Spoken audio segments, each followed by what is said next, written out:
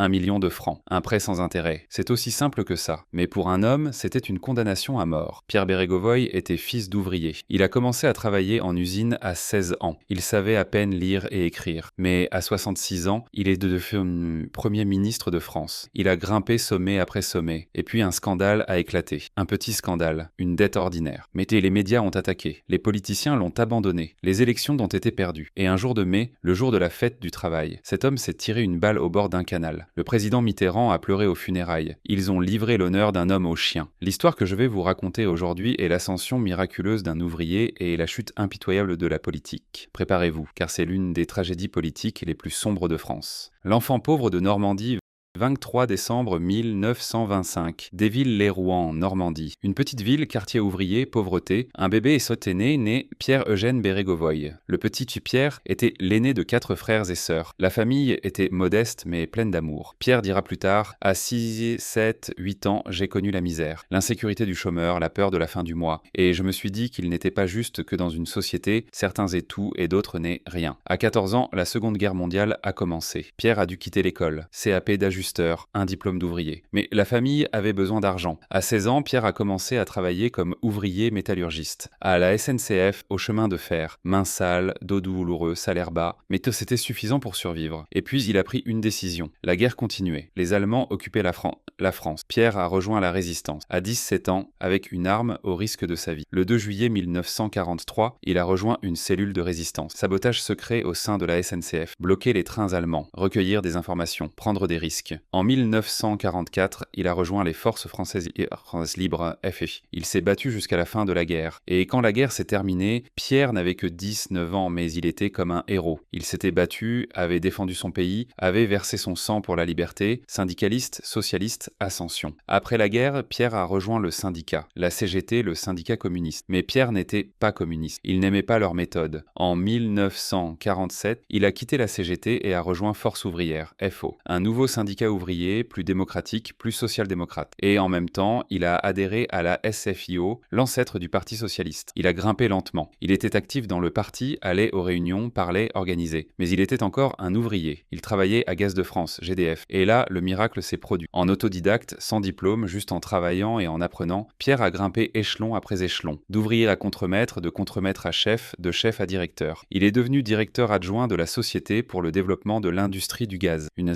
ascension incroyable. Un fils d'ouvrier dans la direction. Mais ce Pierre n'a jamais oublié ses origines. Il a toujours dit avec fierté « Je suis un ouvrier, j'ai travaillé de mes mains, je suis du peuple ». Cette identité, il l'a portée tout au long de sa carrière. En 1959, Pierre a soutenu Mendes France. Il a rejoint le PSU, Parti socialiste unifié. Plus radical, plus à gauche. Mais en 1969, quand François Mitterrand a créé le nouveau Parti socialiste, Pierre l'a rejoint. Et il a commencé à travailler avec Mitterrand. Un lien spécial s'est formé entre eux. Mitterrand, intellectuel, bourgeois, lettré, Pierre, ouvrier, autodidacte, pragmatique. Mais ils s'aimaient. Mitterrand voyait l'honnêteté en Pierre. Pierre voyait la vision en Mitterrand. Le chemin vers Matignon. Le 10 mai 1981, François Mitterrand a été élu président. Et il a appelé Pierre, soit secrétaire général de la présidence. Mon bras droit. Pierre a accepté. Un ouvrier, maintenant au palais de l'Élysée. En 1982, il est devenu ministre des Affaires sociales. Chômage, pauvreté, droits sociaux. Les sujets préférés de Pierre. Il les avait vécus, il savait. En 1984, il est devenu ministre de l'économie. L'un des ministères les plus importants. Et il est resté jusqu'en 1986. Puis la droite a gagné, la cohabitation a commencé. Pierre est passé dans l'opposition. Mais en 1988, Mitterrand a gagné à nouveau. Et Pierre est redevenu ministre de l'économie.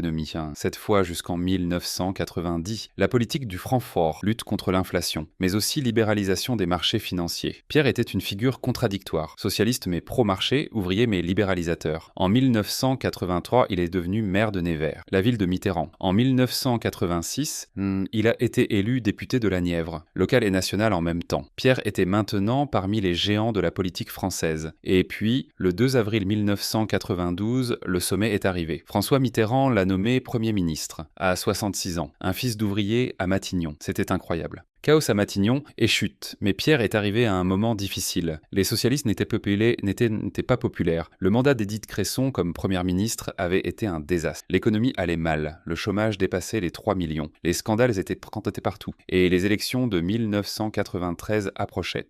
Pierre a fait de son mieux. Référendum sur le traité de Maastricht gagné de justesse. Loi anticorruption, loi Sapin. Politiques environnementales, loi sur les déchets de Ségolène Royal. Arrêt des essais nucléaires dans le Pacifique. Mais ce n'était pas suffisant. Et puis le scandale a éclaté. En février 1993, le Canard enchaîné, le célèbre journal satirique, a publié un article. Pierre Bérégovoy avait reçu un prêt sans intérêt, 1 million de francs, de Roger Patrice Pelat, qui était Pella, un ami proche de Mitterrand, mais aussi un homme d'affaires impliqué dans le scandale Péchinet-Triangle. Il était mort d'une crise cardiaque en 1989. Pierre avait acheté un appartement à Paris. Cher, non, il avait contracté un prêt, mais sans intérêt, et de Pella. C'était légal, mais était-ce moral? Les médias ont attaqué. Corruption, conflit d'intérêts, hypocrisie socialiste. Pierre s'est défendu. Pellat était mon ami, j'ai remboursé le prêt. Je n'ai violé aucune loi. Mais personne n'a écouté. Le lynchage médiatique avait commencé. Chaque jour un nouveau titre. Chaque jour une nouvelle accusation. Et puis les élections sont arrivées. Mars 1993. Catastrophe pour les socialistes. De 260 sièges à 53 sièges. Leur pire défaite de l'histoire. Pierre a été réélu, mais le parti a été détruit. Le 29 mars 1993, Pierre a démissionné. Édouard Balladur est devenu le nouveau Premier ministre. La droite, cohabitation. Pierre a quitté Matignon. Un 192 jours comme Premier ministre. Moins d'un an.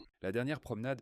Pierre s'est effondré. La dépression a commencé. Depuis février, il allait déjà mal. Il avait dit à son proche collaborateur Olivier Roussel « Je veux disparaître. Si je disparaissais, ça arrangerait tout le monde. Ce serait l'acte fondateur fort qui permettrait de tout laver. » Il avait dit à son avocat Patrick Maisonneuve « Je veux partir très loin. Occupez-vous de mes enfants si je meurs. » Le 30 avril, son ami Michel Charasse a appelé Mitterrand. Attention, Pierre pourrait se suicider. Mitterrand voulait organiser un déjeuner en mai, mais c'était trop tard. 1er mai 1993, fête du travail. Pierre était à Nevers, sa ville. L'après-midi, il voulait faire une promenade. Au bord du canal du Nivernais. Le policier de protection Sylvain Lesporte était avec lui. Premier arrêt. Le peuplier seul, un endroit. Pierre voulait téléphoner, voulait rester seul dans la voiture. Lesporte est sorti. Et Pierre a ouvert la boîte à gants de la voiture. Il a pris l'arme de Lesporte. Un pistolet Manurane MR63. Il l'a mis dans sa poche. Puis, ils sont repartis. Deuxième arrêt d'art. Bord du canal, Sermoise-sur-Loire. 18h15. Pierre est sorti de la voiture. Je veux me marcher un peu. Seul. Lesporte a attendu. Quelques minutes plus tard, un bruit, une détonation. Lesporte a couru. Pierre gisait par terre. Il s'était tiré une balle dans la tête, du sang, un corps immobile. L'ambulance est arrivée. Ils l'ont emmené à l'hôpital de Nevers. Mais c'était trop tard. À 19h30, Pierre Bérégovoy est mort, à 67 ans.